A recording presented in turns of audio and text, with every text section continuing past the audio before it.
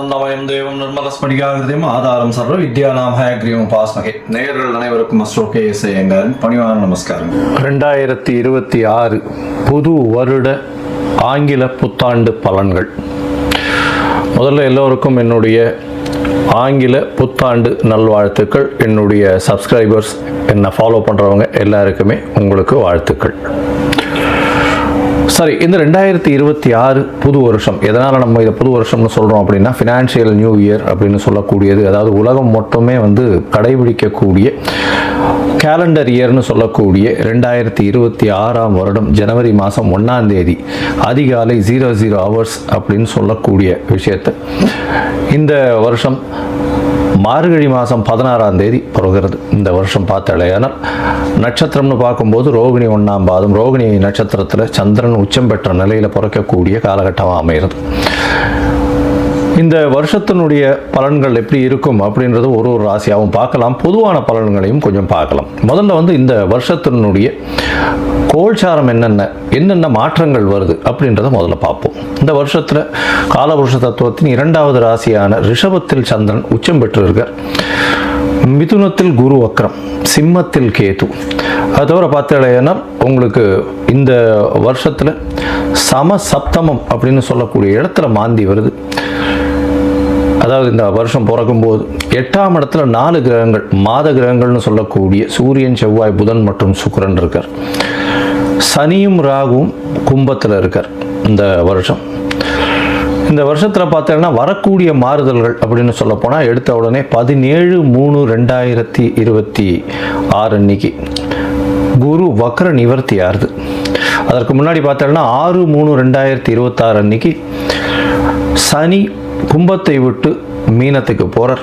அதனால் மேஷ ராசிக்காரர்களுக்கு 7.5 சனி ஆரம்பிக்கிறது, மகர ராசிக்காரர்களுக்கு 7.5 சனியிலிருந்து விடுதலை பெறுறது. இது ரெண்டும் ஒரு முக்கியமான விஷயம். அதே மாதிரி விருச்சிக ராசிக்காரர்களுக்கும் அர்த்தாஷ்டம சனி போகிறது, கடக ராசிக்காரர்களுக்கு அஷ்டம சனியும் போகிறது. இது மாற்றங்கள். அதே மாதிரி பார்த்தாலேயானால் 17/3/2026 குருவினுடைய வக்ர நிவர்த்தி, குரு மிதுனத்தில் வக்ர நிவர்த்தி அடைகிறார் 17/3 அதற்கு பிறகு பார்த்தாலேயானால் 26/5/2026 குரு மிதுனத்திலிருந்து கடகத்துக்கு போகிறார். கடகத்தில் அவர் உச்சம் பெற்று போயிருக்கார். இந்த வருஷம் பார்த்தாலேயானால் பொதுவாகவே 12 மாதம் இருக்க வேண்டிய குரு 5ஆம் மாதத்திலிருந்து கிட்டத்தட்ட 10ஆம் மாதம் வரணும். அதாவது 5 மாதம் மட்டுமே அங்கே இருக்கார். அதாவது 20/10/2026 வரலும் தான் குரு கடகத்தில் இருக்கார். 20ஆம் தேதி அக்டோபர் மாதம் சிம்மத்துக்கு வந்துடுறார். கிட்டத்தட்ட ஒரு 5-6 மாதம் தான் அவர் அங்கே இருக்கார். இந்த மாதத்தில் வரக்கூடிய அடுத்த ஒரு பெரிய பயிற்சின்னு சொல்லக்கூடியது 13/11/2026 ராகு கேத்துவின் பயிற்சி. அதாவது ராகு கேது இரண்டுமே நிழல் கிரகங்கள், அதாவது அவர்கள் அது சாயா கிரகங்கள் அப்படின்னு சொல்லக்கூடிய அவர்கள் நிழல் கிரகங்கள். தனித்துவம் என்பது அவர்களை பொறுத்தவரையிலும் கிடையாது. எந்த இடத்தில் இருக்கிறார்களோ அதை சார்ந்தே அந்த கிரகங்கள் நல்ல ஒரு ஏற்றத்தையும் இரக்கத்தையும் கொடுக்கக்கூடியது. இந்த வாட்டி பார்த்தாலேயானால் கும்பத்திலிருந்து மகரத்திற்கு ராகுவும், கேது சிம்மத்திலிருந்து கடகத்திற்கும் செல்றாங்க. அதாவது 13/11/2024 ஒரு 1.5 மாதம் முன்னாடி, இந்த வருஷத்தினுடைய கடைசி நாளில், கடைசி காலத்தில். சரி, இந்த மாதத்தில் என்னென்ன மாற்றங்கள் இருக்குது, இந்த வருஷத்தில் எப்படி இருக்கும், பொதுவாகவே என்னென்ன விஷயங்கள் நடக்க போகிறது அப்படின்றதையும் பார்க்கலாம். இந்த வருஷத்தில் பார்த்தாலேயானால் வருஷம் பிறக்கும்போது கன்னியா லக்னத்தில் இருக்குது. 10ஆம் இடத்துல அதாவது குரு இருக்கார், பரிவர்த்தனை யோகத்தில் இருக்கார். குருவும் புதனும் பரிவர்த்தனை யோகம், 4-10 பரிவர்த்தனை மிகப்பெரிய ஏற்றம்.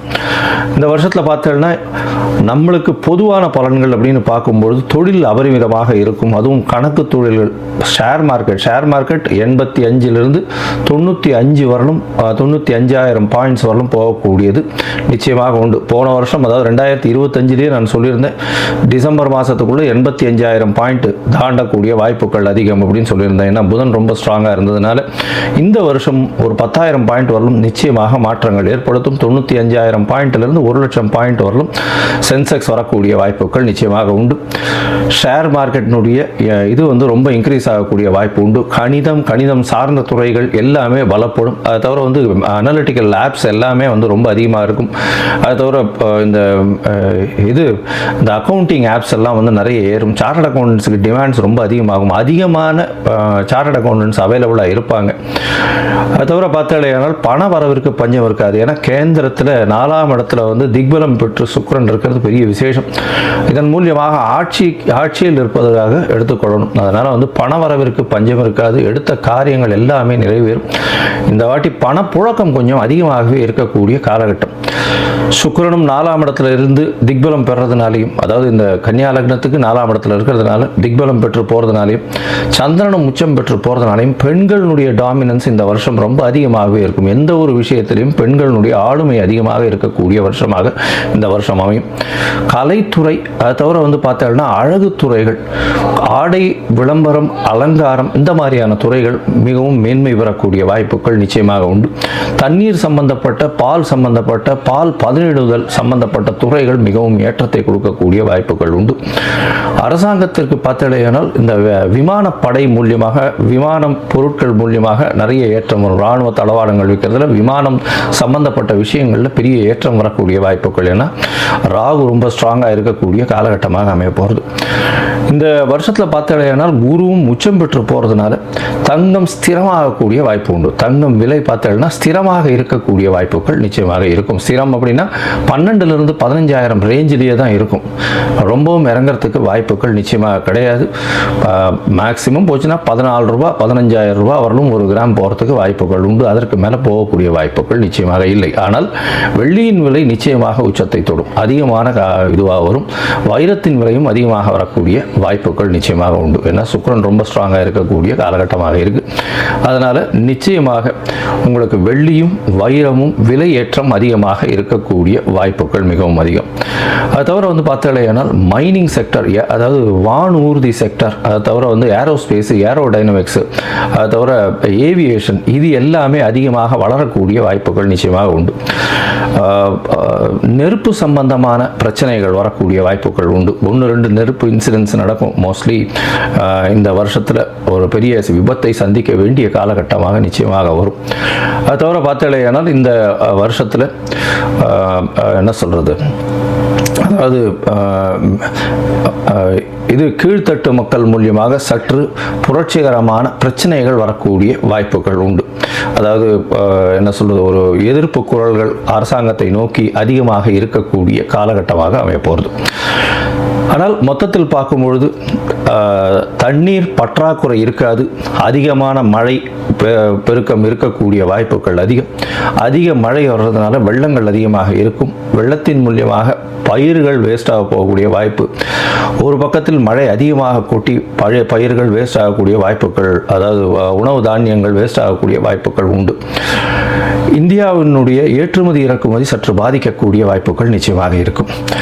இந்த வருஷம் பார்த்தாலேயானால் ஏற்றமான காலம். இந்திய மக்கள் அனைவருக்குமே நல்ல ஒரு ஏற்றமான காலமாக அமைய போகிறது. நல்ல ஒரு பண வரவும் இருக்கும், பணம் பரிவர்த்தனையும் அதிகமாக இருக்கும், பண ரொட்டேஷன்ஸ் அதிகமாக இருக்கும், கையில் பணப்புழக்கமும் அதிகமாக இருக்கக்கூடிய காலகட்டமாக அமைய போகிறது. சரி, இப்போ மேஷம் முதல் ஒரு ராசியாக வந்து இந்த வருஷம் எப்படி இருக்கு அப்படின்றத பார்க்கலாம். 2026 இந்த மாறுதல்களை வைத்து பார்ப்போம். அதுக்கு முன்னாடி என்னுடைய மொபைல் நம்பர் கீழே ஸ்க்ராலிங்கில் போயிட்டு இருக்கும். உங்களுக்கு அஸ்ட்ராலாஜிக்கல் கன்சல்ட் தேவைப்படுமே ஆயின் நீங்கள் எனக்கு ஃபோன் பண்ணுங்க. உங்களுக்கு அப்பாயின்மெண்ட் தரேன். உங்களுடைய date, time, place of birth, உங்களுடைய பெயர், உங்களுடைய தாய் தகப்பனார் பெயர், இதை அனுப்புங்க. என்னுடைய கட்டணம் என்னன்னு சொல்கிறேன். அந்த கட்டணத்தை வந்து போட்டுட்டு யூடிஆர் நம்பர் ஷேர் பண்ணுங்க. உங்களுடைய ஜாதகத்தை போட்டு சந்தி இருக்கான்னு பார்த்துட்டு, சந்தி இருந்ததே ஆனால் அதை தவிர்த்து என்ன இது பண்ண முடியும், உங்களுடைய நட்சத்திரம் என்ன, தசாநாதம் என்ன, அந்த தசை நடக்கிறது, உங்களுடைய லக்னம் என்ன அப்படின்றத குறித்து அதற்கு பிறகு உங்களோட அப்பாயின்மெண்ட் ஃபிக்ஸ் பண்ணிட்டு டிஸ்கஸ் பண்ணுறேன். பொதுவாகவே என்கிட்ட வர்ற ஜாதகத்தில் 50 வயசு 60 வயசில் இருக்கிற வாழ்க்கெல்லாம் வந்து நட்சத்திரம் சந்தியில் வர்றதுனாலையும் லக்ன சந்தியில் வர்றதுனாலையும் அவள் இருக்கக்கூடிய லக்னம் வந்து ரிஷப லக்னம் நினச்சிட்டு இருப்பா. ஆனால் மிருகசீரிஷம் 3ஆம் பாதத்தில் இருக்கும், மிதுன லக்னத்தில் இருப்பாள். ஸோ அந்த மாதிரி மாறுதல்கள் நிறைய இருக்குது. அதனால் முதல்ல லக்ன சந்தி, நட்சத்திர சந்தி எல்லாம் குறித்து அதற்கு பிறகு உங்களுடைய ராசிக்கு, உங்களுடைய லக்னத்திற்கு ஏற்ப தசை நடக்கிறதா, இப்போ நடக்கிற கோச்சாரம் எப்படி நடக்கிறதுன்றதை பார்த்து அதற்கு பிறகு பலன் சொல்கிறேன். சரி, இப்பொழுது மேஷம் முதல் மீனம் வரை 2026 புத்தாண்டு பலன்கள் ஒன்றொன்றாக பார்க்கலாம். ரிஷபம், கிருத்திகை, ரோகிணி, மிருகசீரிஷம் இந்த 3 நட்சத்திரம் 9 பாதங்களை கொண்ட ராசி. ராசியின் அதிபதினு சொல்லக்கூடியவர் சுக்கிரன் ராசிக்கு 8ஆம் இடத்துல இருக்கார். 8ஆம் இடத்துல மறைந்து இருந்தாலும் குருவின் பார்வையில் ஆட்சி பெற்ற குருவோடு சேர்ந்து பரிவர்த்தனை யோகத்தில் ஆட்சி பெற்று இருக்கிற குரு அதோடு சேர்ந்து இருக்கக்கூடிய காலகட்டமாக அமையிறது. இந்த வருஷம் பார்த்தோம்னா 2026 பிறக்கும்பொழுது ராசிநாதன் 8ஆம் இடத்துல மறையிறதுனால சற்று மன கிளேசங்கள் கொஞ்சம் அதிகமாக இருக்கக்கூடிய வாய்ப்பு உண்டு. இருந்தாலும் உங்களுடைய ராசிக்கு பார்த்தோம்னா வரக்கூடிய காலங்கள் இந்த 2026 மிகப்பெரிய பொற்காலமாக அமையக்கூடிய காலகட்டமாக அமையிறது. எப்படி சொல்கிறோம் அப்படின்னா, ராசிக்கு 11ஆம் இடத்துல சனி பகவான் போய் உட்கார போகிறார். அதாவது சனி பெயர்ச்சி உங்களுக்கு ஒரு பெரிய மாறுதல்களை கொடுக்கும். 11ஆம் இடத்துல போய் சனி போய் உட்கார்றது பெரிய ஏற்றத்தை கொடுக்கக்கூடிய காலகட்டம். லாபங்கள் அபரிமிதமான லாபம் இருக்கும். எடுத்த காரியங்கள் வெற்றி அடையக்கூடிய வாய்ப்புகள் உண்டு. ஆனால் மூத்த சகோதர சகோதரிகளோட ஒரு இணக்கம் கம்மியாக இருக்கக்கூடிய வாய்ப்பு உண்டு. கலைத்துறையில் இருக்கிறவர்களுக்கெல்லாம் பெரிய ஏற்றம் கிடைக்கக்கூடிய வாய்ப்புகள் உண்டு. நீர் சம்பந்தப்பட்ட, பால் சம்பந்தப்பட்ட, பால் பதனிடம் சம்பந்தப்பட்ட தொழில்களில் இருப்பவர்களுக்கு, டெக்ஸ்டைலில் இருக்கிறவங்களுக்கு, சாஃப்ட்வேரில் இருக்கிறவங்களுக்கெல்லாம் பெரிய ஏற்றம் கிடைக்கக்கூடிய காலகட்டமாக அமைய போகிறது. இந்த வருஷம் பார்த்தலையானால் உங்களுடைய ராசிக்கு 3ஆம் இடத்துக்கு குரு போகிறார். எப்போ? 5ஆம் மாதம் அன்னைக்கு போகிறார். 5ஆம் மாதம் அப்போ போகும்பொழுது பார்த்தலையானால் உங்களுக்கு திருமண பாக்கியத்தை ஏற்படுத்தி கொடுக்கக்கூடிய வாய்ப்புகள் நிச்சயமாக உண்டு. அதாவது மே மாதத்திற்கு மேலே உங்களுக்கு திருமண பாக்கியம் நிச்சயமாக இருக்கக்கூடிய காலகட்டமாக அமைய போகிறது. திருமண யோகம் நிச்சயமாக உண்டு. என்ன சார், 3ஆம் இடத்துல குரு இருந்தாலும் குருவினுடைய பார்வையின் மூலியமாக உங்களுடைய ராசிக்கு சப்தமத்தை பார்க்கறதுனால நல்ல ஒரு ஏற்றம் இருக்கக்கூடிய காலகட்டமாக இருக்கு. இந்த வருஷம் பார்த்தலையானால் உங்களுடைய ராசிக்கு 10ஆம் இடத்துல ராகு பகவான் இருக்கிறதும் தனித்து இருக்கிறதும், அது தவிர 11ஆம் இடத்துல சனி பகவான் போய் இருக்கிறதும் வீட்டை விட்டு நாட்டை விட்டு வெளியில் செல்லக்கூடிய வாய்ப்பும், வெளிநாடு போய் படிக்கணும்னு நினைக்கிறவங்களுக்கெல்லாம் வெளிநாடு யோகத்தை கொடுக்கக்கூடிய வாய்ப்பும், ராசிநாதனே 8ஆம் இடத்துல போய் இருக்கிறது மறைந்து இருக்கிறதுனால வெளிநாடு போய் சம்பாதிக்கக்கூடிய வாய்ப்புகளும் மிகவும் அதிகமாக இருக்கக்கூடிய காலகட்டமாக அமைகிறது. உங்களுடைய ராசிக்கு பார்த்தலையானால் எந்த ஒரு விஷயத்திலையும் பெரிய வெற்றி அடையக்கூடிய காலகட்டமாக இருக்கு. உங்களுடைய ராசிக்கு 4ஆம் இடத்துல இருக்கக்கூடிய கேது பகவான் சற்று தொல்லைகளை, உங்களுடைய சுகத்திற்கு தொல்லைகளை கொடுக்கக்கூடும். ஏன்னா இடம் மாற்றம் அதெல்லாம் வரக்கூடிய வாய்ப்புகள் நிச்சயமாக உண்டு. இருப்பினும் உங்களுடைய படிப்பிலும் சற்று தொல்லைகளை கொடுக்கக்கூடிய காலகட்டமாக இருக்கும். இருந்தாலும் உங்களுக்கு பார்த்தலையானால் புதிய வீடு மனை அமையக்கூடிய வாய்ப்புகள் நிச்சயமாக இருக்கும். ஏன்னா உங்களுடைய ராசிக்கு 3ஆம் இடத்துல கேது பகவான் இந்த வருஷத்தினுடைய கடைசியில் வர்றார். 3ஆம் இடத்துல முயற்சி ஸ்தானத்தில் சிறு சிறு தடங்கள் இருந்தாலும் அதன் மூலியமாக வெற்றி வாகை சூடக்கூடிய காலகட்டமாக இந்த வருஷம் உங்களுக்கு அமைய போகிறது. இந்த வருஷத்தில் 5ஆம் மாதத்துக்கு மேலே, அதாவது 5ஆம் மாதத்துக்கு மேலே பெரிய ஏற்றங்கள் கிடைக்கக்கூடிய காலகட்டமாக அமையிறது.